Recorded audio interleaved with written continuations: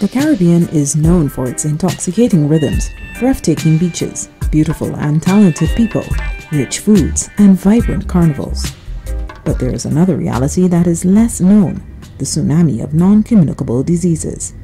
For many Caribbean people, this epidemic is not a tangible problem with a clear solution. The death rate from these chronic diseases in the Caribbean is the highest in all of the Americas. And the problem is that a lot of these deaths are happening before the age of 70. Heart attack, stroke, diabetes, just like in other small island developing states, are a major problem.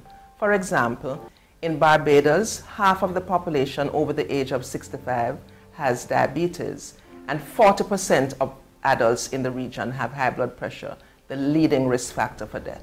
Most NCDs are the result of four behaviors: tobacco use, physical inactivity, unhealthy diet, and the harmful use of alcohol. In the Caribbean, the crisis is fueled by poor diets, obesity, and a lack of food sovereignty.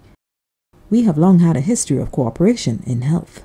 Perhaps cooperation in health matters reached its pinnacle in the celebration of the very now historic meeting of heads of government in Port of Spain in 2007 to ponder upon and discuss and find solutions to the problem of the chronic non-communicable diseases.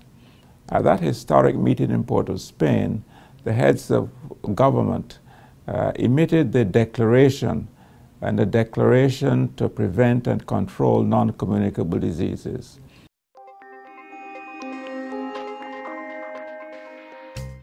So one of the strategies that we are trying to promote is identify ways in which persons can live out the healthy living.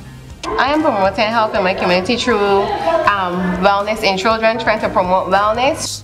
The idea of being able to access fresh fruit and vegetables as an important part of healthy eating cannot be underestimated. Regional agencies, including CARICOM, the Caribbean Public Health Agency, and PAHO, have supported countries in policies like the taxation of sugar-sweetened beverages and tobacco, and the no smoking in public spaces. We have made significant strides as sovereign nations, but as a region, there is much to be done. We have not made enough progress in addressing this problem. We live in a region where we are very dependent on food imports, as are other small island developing states. We have dietary patterns that are being driven by this, and obesity rates in children and adults are climbing at 1% a year, for example. We have big alcohol, big tobacco, big soda that are marketing aggressively, and culture and gender are issues in the Caribbean that impact how we respond. Therefore, we really need a whole of government, whole of society approach to address these risks that are outside of the health sector. One example of this is the Healthy Caribbean Coalition, a not-for-profit organization which evolved out of the 2007 Caribbean Heads of Government meeting. Over the past 10 years, the Healthy Caribbean Coalition has contributed to the growth and development of the civil society NCD movement in the Caribbean, and has contributed to NCD commissions in the region. This has led to an strengthening of the multi-sector approach in the region.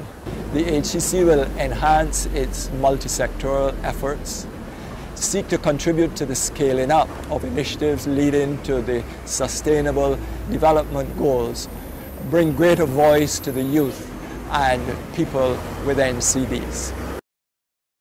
NCDs cause 5% losses in GDP to Caribbean countries annually.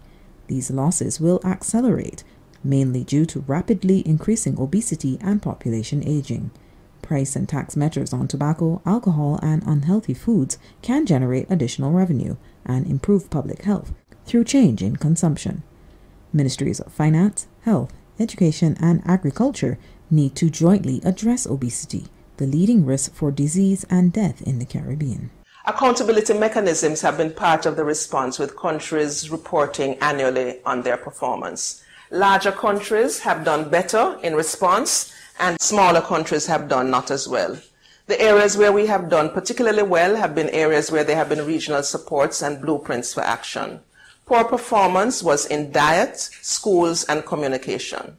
We are calling on partners and other countries to support the Caribbean and other small island developing states, for example, the way the IDRC in Canada has done, in helping us to step it up in response to this NCD epidemic.